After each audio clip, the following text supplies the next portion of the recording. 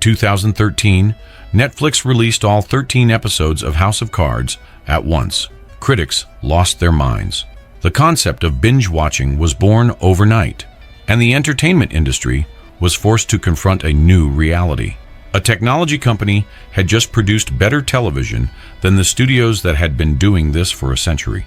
For the next 5 years, Netflix was the most creatively ambitious company in entertainment. They released Roma, a foreign language film that won 3 Academy Awards. They greenlit Stranger Things, a cultural phenomenon that defined a generation of nostalgia. They built a prestige slate that rivaled, and in many critics' opinions surpassed, the output of HBO, Showtime, and every major studio combined.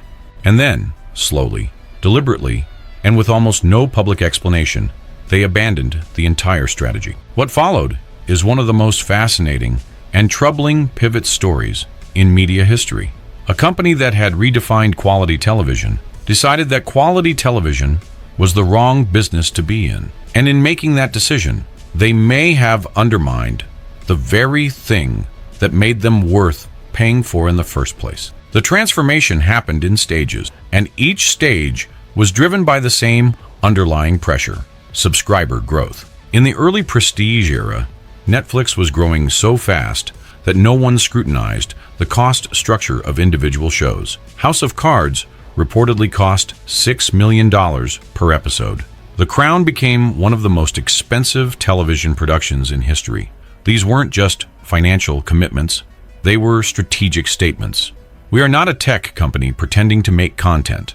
We are a creative institution that happens to use technology to distribute. But prestige content has a fundamental problem that algorithmic content does not. It is slow. A single elite production can take 2 to 3 years from greenlight to screen.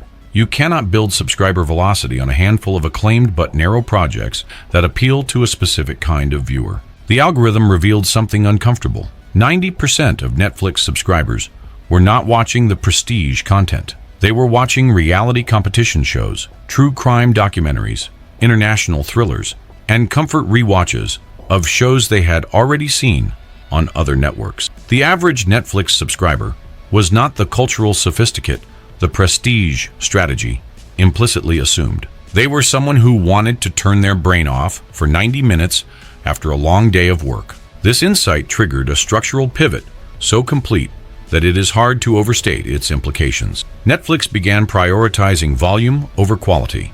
Instead of 10 extraordinary shows, they would produce 100 adequate ones. Instead of waiting 3 years for a masterpiece, they would deploy every 45 days to keep the algorithm fed and the engagement metrics moving. The results were financially logical and culturally catastrophic. Total subscribers climbed. Engagement per subscriber climbed. The content recommendation engine became more sophisticated because it had more behavioral data to train on.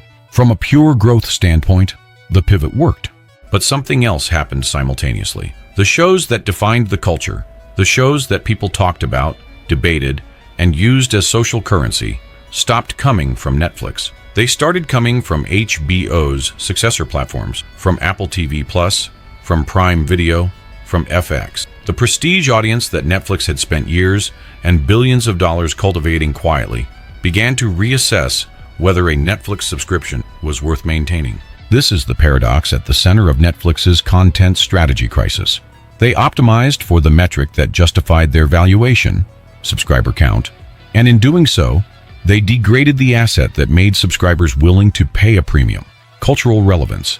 They solved for quantity and got scale, but they lost the thing that scale was supposed to protect. The numbers begin to show the strain. In early 2022, Netflix reported its first subscriber loss in a decade.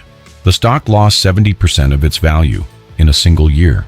The company that had disrupted linear television with the promise of better content found itself disrupted by the very content arms race it had started. Here is what the numbers don't show.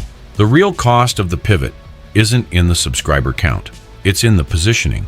Netflix's original value proposition was simple. We have the best content and you need us to access it. That proposition justified a premium price, low churn, and the cultural authority that drives organic word-of-mouth marketing. When you abandon the best content positioning for the most content positioning, you invite a price comparison that you will inevitably lose. Amazon can afford to spend more. Apple can afford to spend more. Disney has a content library that Netflix can never replicate. Competing on volume in a world where every major corporation is willing to treat streaming as a loss leader is a race to the bottom that Netflix is not equipped to win. The founder of Netflix, Reed Hastings, built the company on the insight that people would pay for convenience and quality. The irony is that as the company he built grew powerful enough to produce any content it wanted, it made the strategic decision to stop pursuing the quality that made people willing to pay at all. What remains is a platform that has everything and nothing, thousands of shows, dozens of originals every month, and an increasing sense among subscribers that nothing on Netflix is actually must-see. The algorithmic filler has crowded out the cultural landmarks. The prestige era is over. And what has replaced it is not better television. It is more television. Those are not the same thing.